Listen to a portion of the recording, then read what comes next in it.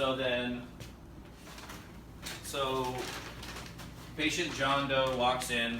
You have John Doe's specific hood.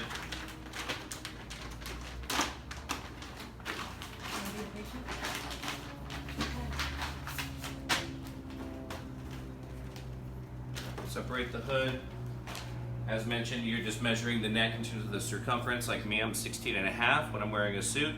So you just cut right where the 16 is, just with a pair of scissors.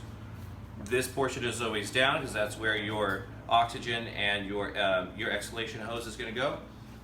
And then essentially, two people can just grab on one. Oh shoot! You can grab on one side, the other person can grab on the other side, and then that's when this is fixated onto the patient.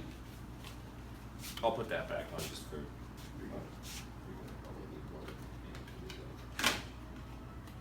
I can see this happening a lot.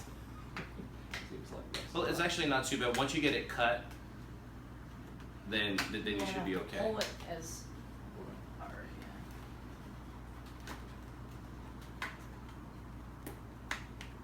Yeah, perfect. And so once that hook, so once this is now on the patient, Right. these two guys are facing right in the front, Right. and then you bring your hood over. Again, this clear part, that's where their head is going to go. Right. So that is then just attached directly on the top. And it just literally just goes into place like that. Gotcha. So then once that's connected, then you have your oxygen. That goes in one.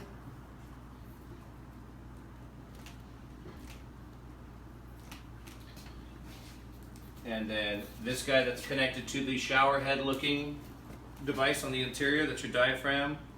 And that will open up with every single time the patient takes a breath, and then will dump that breath outside. And that reduces any gas pooling. So there's going to be condensation in that. You just will, yeah.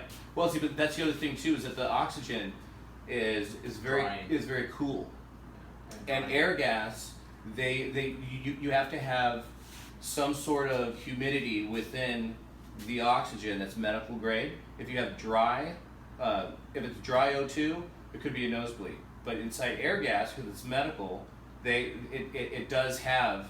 Some humidity. It does have some humidity. So in the yes. hospital, it's very dry, and we actually put a humidifier in line. They don't recommend doing that.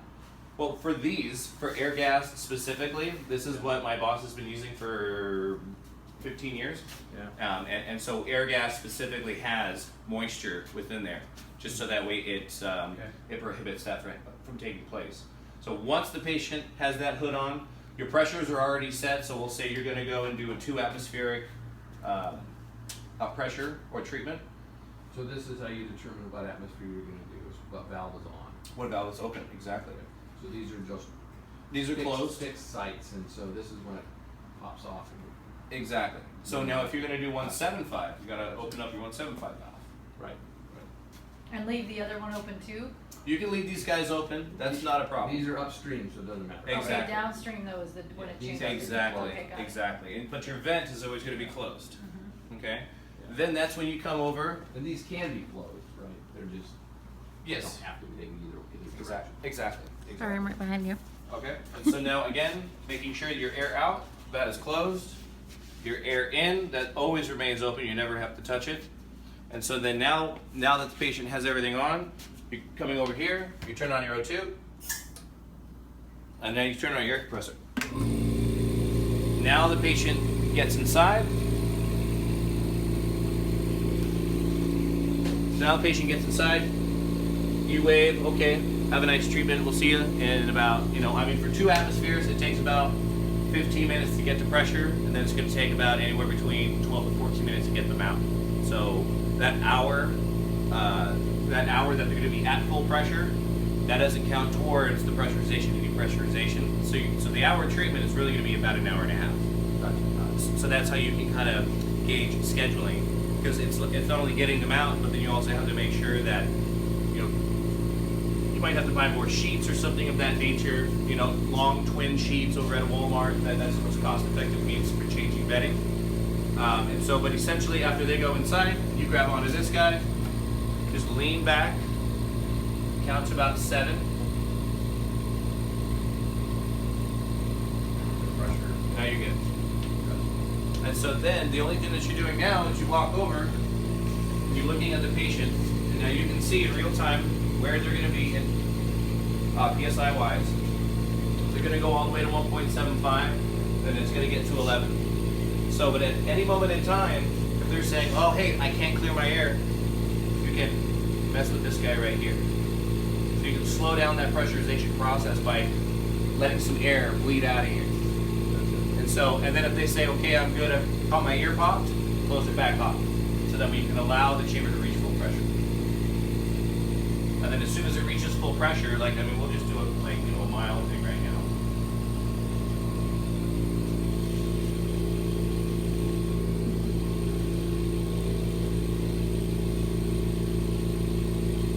Once it reaches the full pressurization, that's when the hour starts. Exactly. So this is going to get to 4. And then when that gets to 4, then this valve is going to hit. And so all the valves are open. And so if you're going to do a mild pressure treatment at 1.3, then they're all open, you know, especially this guy. So because if you close 1.3, 1.5 is going to hit. If you close 1.5, 1.75 is going to